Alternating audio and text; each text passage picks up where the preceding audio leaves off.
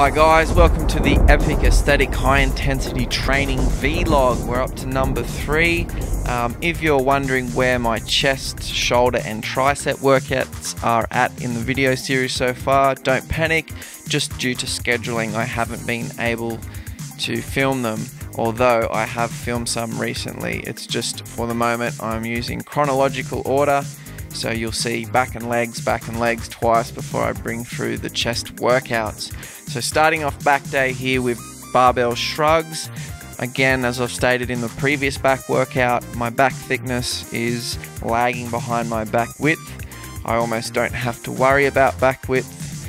I guess genetically I've been favored with a sort of wider back, but my thickness is rather poor. So in order to address that, hit everything with my sort of shrug movements and row movements first to try and correct some of those deficiencies.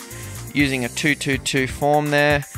Because of the short range of motion, 4-2-4 is not really suitable for shrugs. It's such a tiny movement, but 2-2-2 is sufficient to keep momentum out and objectively measure progress. Okay, second exercise is the hammer row. Hammer strength make a great series of machines, and one of the advantages is here that you don't need to worry about balance and stability like a dumbbell row or a T-bar row. Sit down nice and comfortable and focus on pulling the weight back. It's isolateral, so you can pull at the same time, but each side of your body's getting work independently so that you don't have discrepancies between one side and the other, although they're always somewhat unavoidable. 4-2-4 is my form, so pull back for 4 seconds. Make sure you really drive those shoulders back and retract the scapula. You can see it contracting there where I hold for 2 seconds and then I lower it for 4 seconds under control. 6 to 10 reps, and occasionally I might throw in negatives or a rest pause set. But if I'm progressing, I tend to stay away from extra intensity sets because it's just not necessary. If you're improving, getting stronger, you'll be getting bigger, provided there's adequate nutrition. Okay, third exercise is a pre-exhaust between straight arm pull downs and reverse grip chin-ups. So pre-exhaust is basically an isolation exercise, so targeting one muscle, the lats here with the stiff arm pull down, followed by a compound movement to finish off that first target muscle of the lats. So 6 to 10 reps to failure with 4-2-4 form on the straight arm, and then I go to the compound movement, which is a reverse grip chin-up. I'm aiming for 3 to 6 reps here, and with this really slow form, it's pretty hard to sort of pull my body weight of 90 kilos up for more than 2 reps actually with the 4-2-4 form. So in order to get between 3 and 6 reps, I just do rest pause until I reach the target zone. So obviously I hope to in a few months be able to comfortably get 5 or 6 reps in one go, but for now I'll just get 3 or 4 reps using a rest pause technique to get there, and that's perfectly suitable.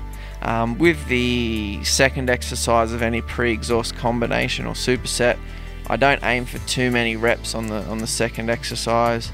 It's just not really necessary. They're already properly fried from the first exercise, and the compound movements just to bring in the biceps to help absolutely finish toasting off that muscle. Okay, next exercise is the rack dead.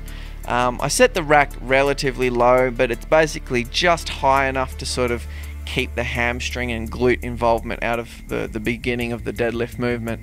So the part where the lower back does all the work is basically where I take off from, and that's what I'm trying to build. I'm trying to build that big, thick, nasty lower back, and I just use a controlled form here. 4-2-4s, as I've said before, sometimes quite dangerous with heavy compound movements where you load up the spine. So I just keep it moving. I try to keep momentum out of it and just stay in muscle control during the entire set. Final exercise, hammer preacher curl. Absolutely love this machine.